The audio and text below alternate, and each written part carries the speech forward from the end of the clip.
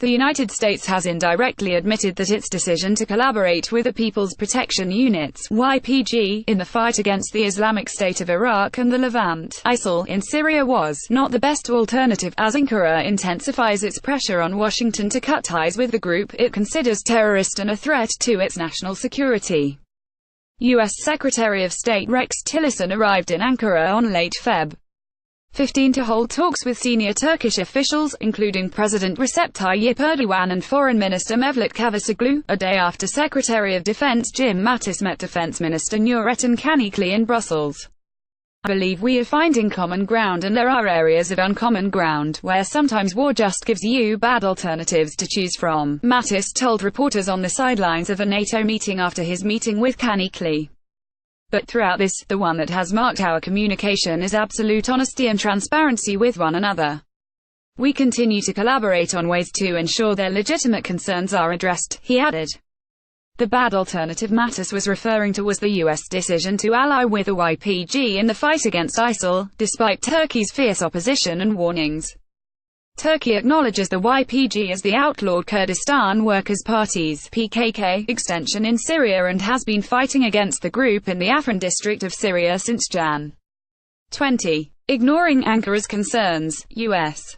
President Donald Trump in May 2017 signed a decree to allow the armament of the YPG, adding more fuel to ties already strained over Washington's reluctance in cooperating for the extradition of Fethullah Gulen, the mastermind of the July 2016 coup attempt.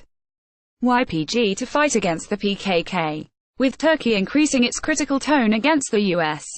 and implying that it won't hesitate to hit YPG positions in the Manbij city of Syria where American troops are stationed. Talks between the two capitals have intensified to ease the bilateral and regional tension. Tillerson told reporters in Jordan that the two allies need to find a way to work together in the same direction, hinting Washington's probable proposals to Ankara. According to Canikli, Mattis suggested that the U.S.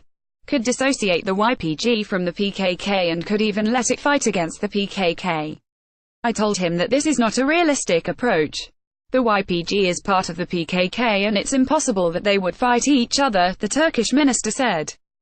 Canikli made clear that Turkey's demand from its ally is to end its cooperation with the YPG and to stand with Turkey against its existentialist terror threats.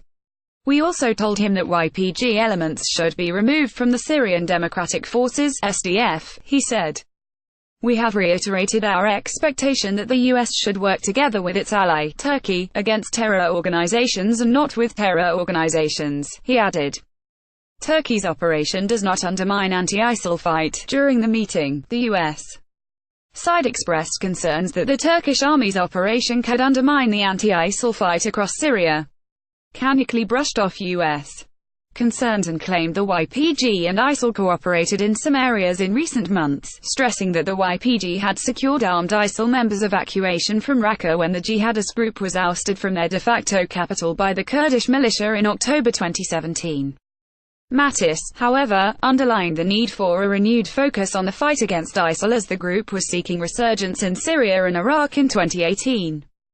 Ankara warns of misperception on anti-ISIL fight. Meanwhile, Deputy Prime Minister Bekir Bozdağ urged that Turkey may be subject to fresh accusations by the international community that its Afrin operation would help the resurrection of ISIL. "We can see the making of a new scenario in the coming days. We declare from now, this kind of plot cannot cast a shadow on Turkey's rightful struggle," he said on Feb.